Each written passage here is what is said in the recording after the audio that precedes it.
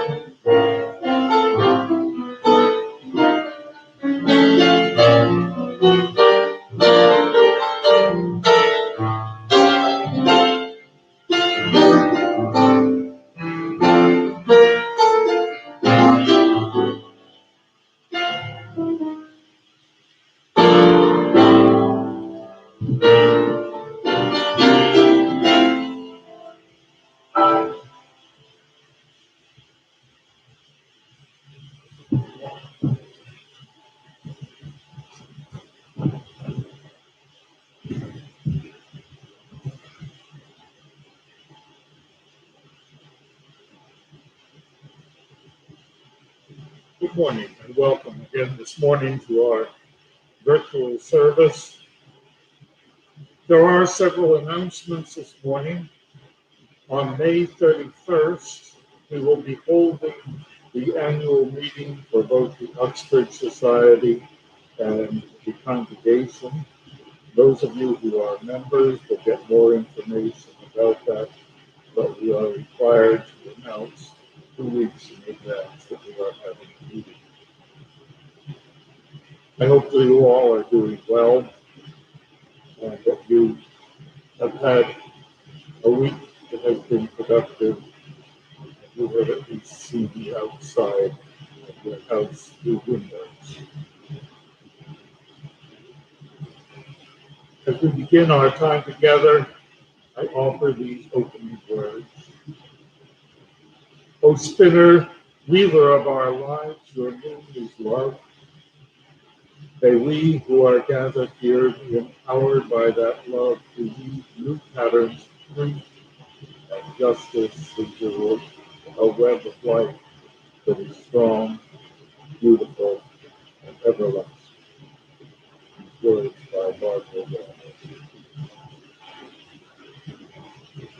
It is our custom when we gather to kindle a flame in our midst. A flame long the symbol of the presence of the holy, a flame the symbol of wisdom and of knowledge. And so we kindle this flame as a reminder of our search for truth, for wisdom, for beauty. And we kindle this flame in a chalice, a shared cup, because it is important that we have time, that we are with others,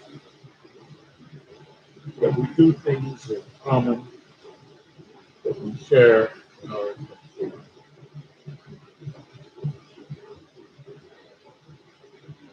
May we say now the words of our affirmation. Love is the spirit of this church and service its law. This is our great covenant, to dwell together in peace, to seek the truth in love, and to help one another.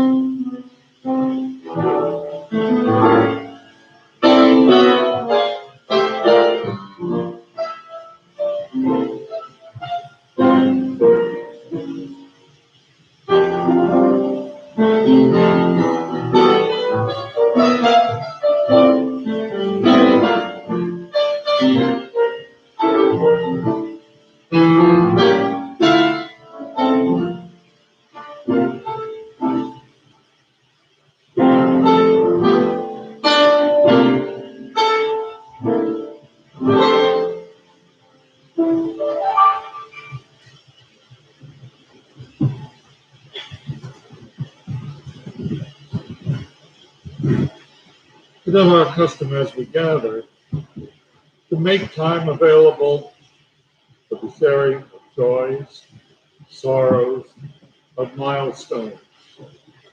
Normally we would do this physically lighting candles here, but since we are not meeting as a group here, we invite those of you who wish to send by email or through the chat joys and sorrows that you would like shared. And as we approach the end of the service, we will share them.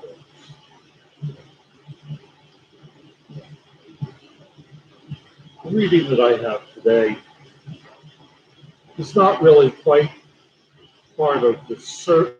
I discovered it recently, and I think that is something that we might hear in this season.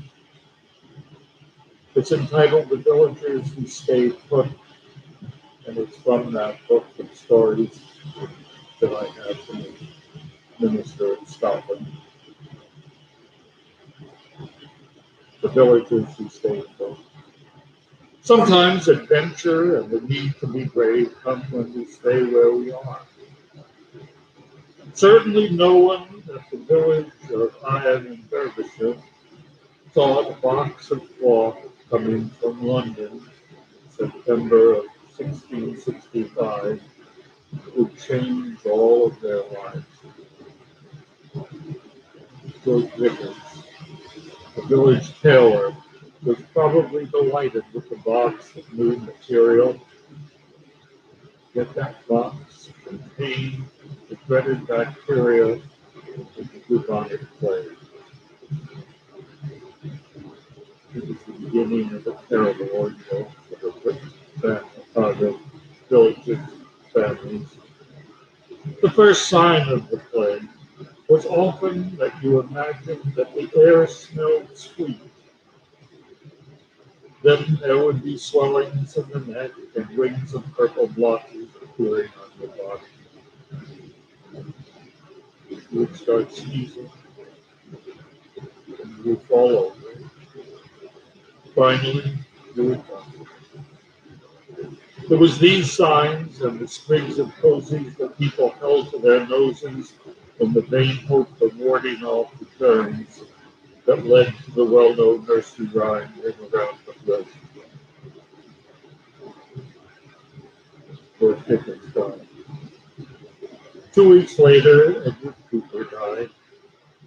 The next day, another man died. And when the people in Ion realized that it was the plague, some of them panicked, fled the village. adventures who run away. The minister of the church, Reverend William Montesson, and the nonconformist minister, Reverend Thomas Stanley, knew that if people ran away, they would take the plague with them and spread it to others. So they encouraged the people to stay where they were. They visited them and gathered them together for prayers, not in the church, that would have brought them too close to each other, but outdoors in a limestone grotto. Food and medicines were left for them at points outside the village. The plague lasted a year, and all 259 adults and 58 children died.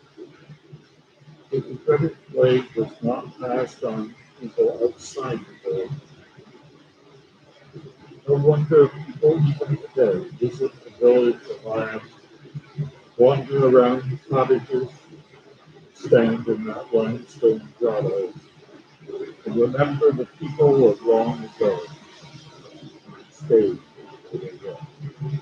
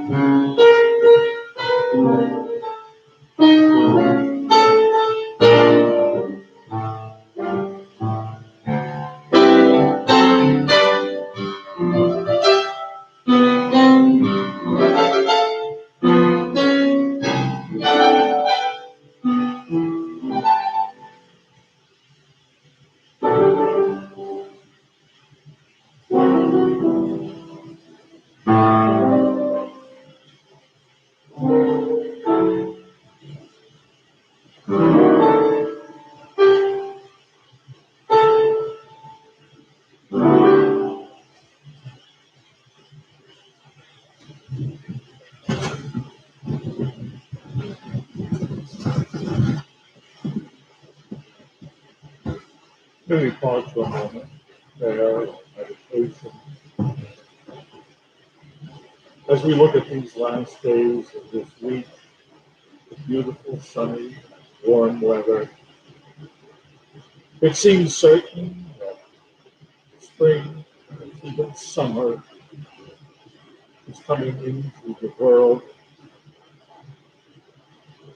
into our lives. We welcome these beautiful days. May the beauty of the change of weather fill our hearts and spirits with hope. May we seek ways of living that find ways to be together, if not personally, at least in some ways, they find the importance of community, of being together, of sharing. Yeah.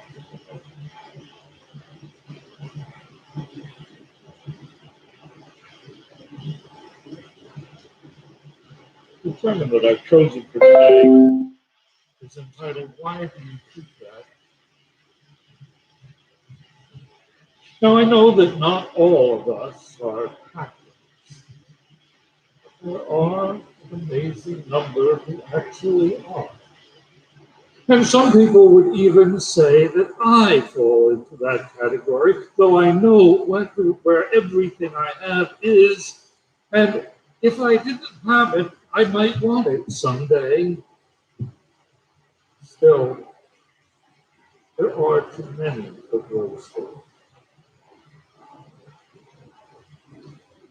Some years ago, the environmental movement was talking about our wasteful way with goods, that we would buy things that were destined to be thrown away after a short time,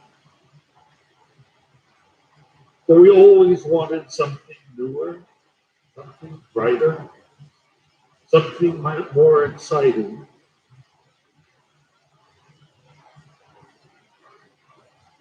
And the town waste centers began putting up small areas where people who had something that was still usable, but that they no longer wanted.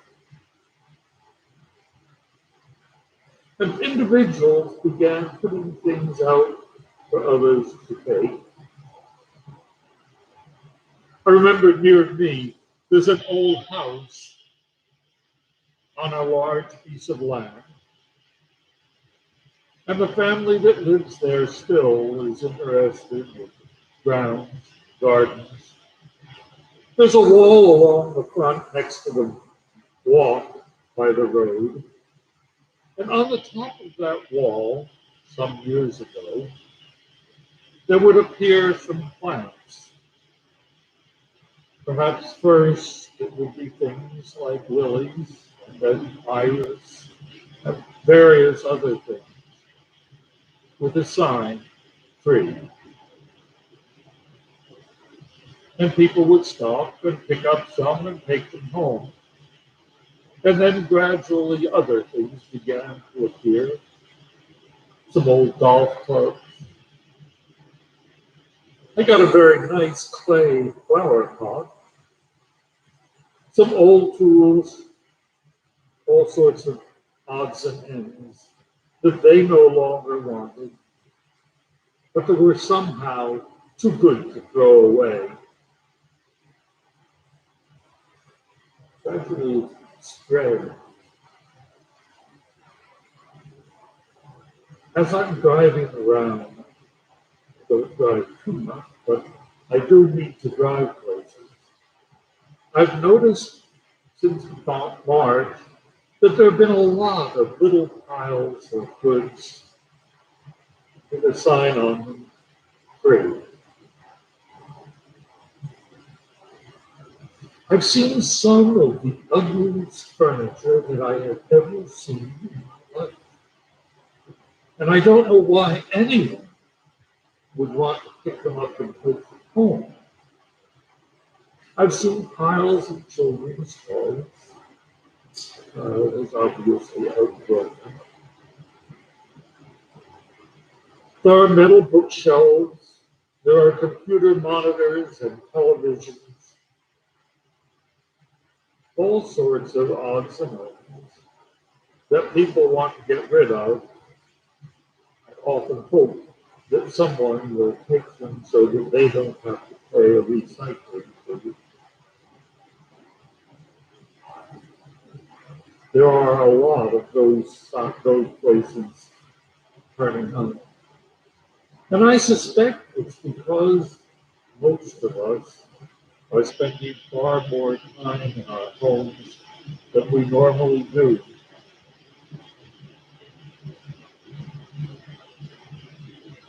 There are a lot of things that I've acquired that I thought someday I will do something with that. But then I'm busy and I think, well, there'll come a time when I'm not so busy and I'll take care of it. I think of things like back quite a number of years ago now, I needed to clean out my father's boyhood home to sell it, prepare it for sale. And if there was ever a pack rat in my family, it was certainly my father's parents, the Clarks. They had boxes and boxes containing every piece of paper that related to their lives from 1910 until 1985. I probably should have just thrown them out, but I am interested in genealogy. And I thought, gosh, this is such a good, complete description of what a lower middle class family was doing, how they were living, what their expenses were. It's a shame to just throw it away. Perhaps the Patterson Library would like to have it, or perhaps I would even get a chance to go through, summarize it. Been there for 15 years now, I guess, and I haven't done a thing with it, and I don't think I ever will. There are more important things to do. Probably this is going to be a time that I will recycle all of those photos.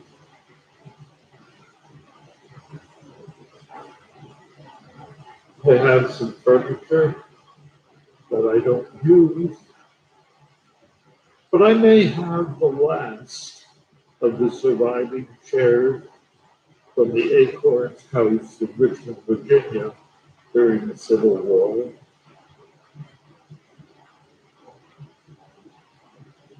Like there are books. I've got shelves and shelves of books. I have a lot of books on pipe organs. I have a lot of books on theology. And I have perhaps the only existing copy of a heavy book on Microsoft Office 2000. All of those programs are obsolete. But if I ever happen to need to know something about it, I've got the information. I also have perhaps the only copies in this country of some books by a Scottish minister who wrote very well. Alexander Webster lived about 1900, published books on Robert Burns and other theological issues.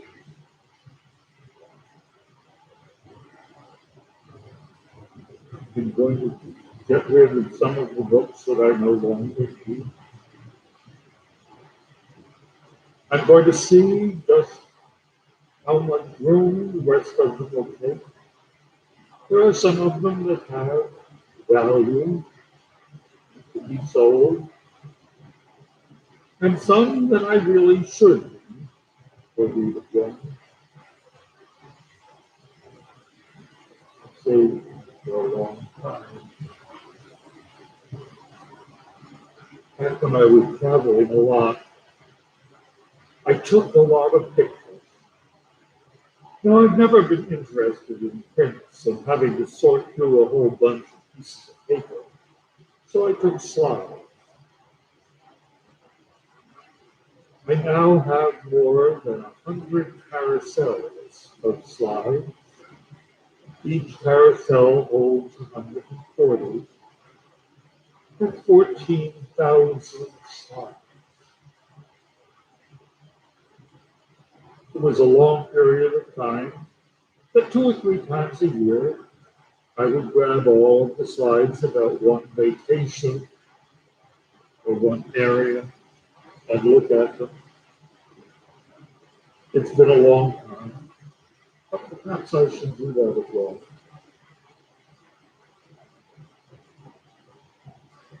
Actually, found the books. But when I was in high school, I had left it with my family, and it had survived. I sort of threw it, most of it was gone. But I happened to find the program from the anniversary banquet for the cross-country team that I was a member of.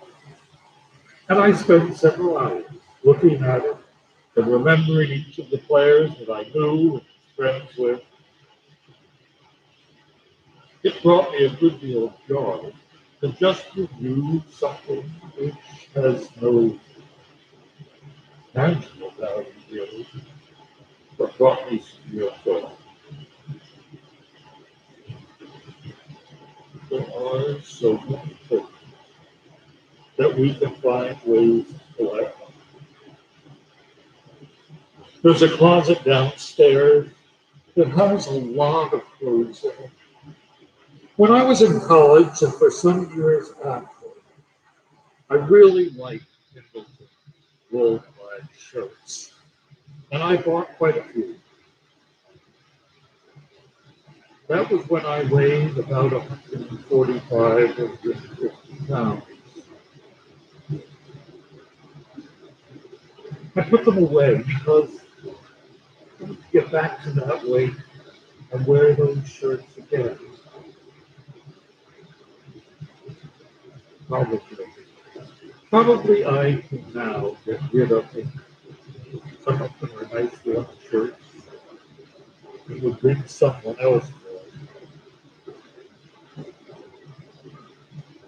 Now that we have time that we are at home, many people are hosting. I guess I'm joining that crowd. But I invite you, as you do, please, gathering things up and getting rid of them. Look good. To find the treasures that make the whole day's sorting worthwhile. May you find an awards banquet program. May you find a book that you love and haven't looked at in years. May you find pictures. May you find things that will bring you joy. And may you find things that may you find a place to start collecting again. Let's use this time that we have little to do in our houses, but are forced to stay there. And we make the time that is otherwise unpleasant into a joy and a celebration of our life.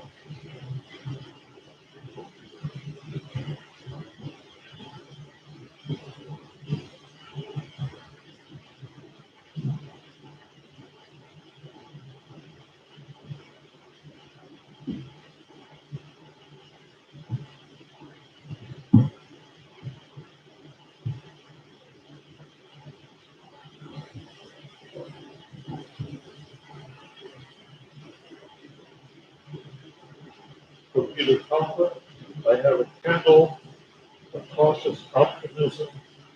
This past week, the family hosted the parents of his son Joshua's girlfriend and did not embarrass you. Congratulations.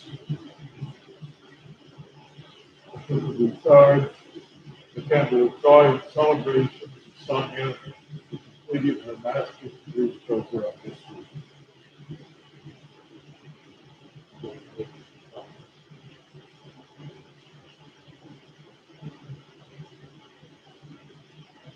Also, we charge a candle of concern and hope for all those disproportionately affected by the pandemic, particularly the Navajo Nation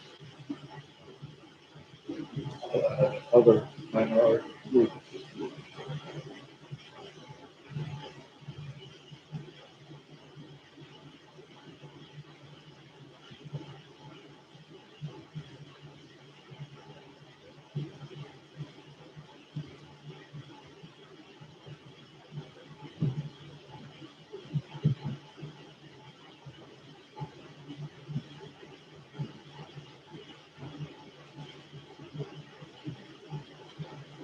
For now, as we prepare to go our separate ways,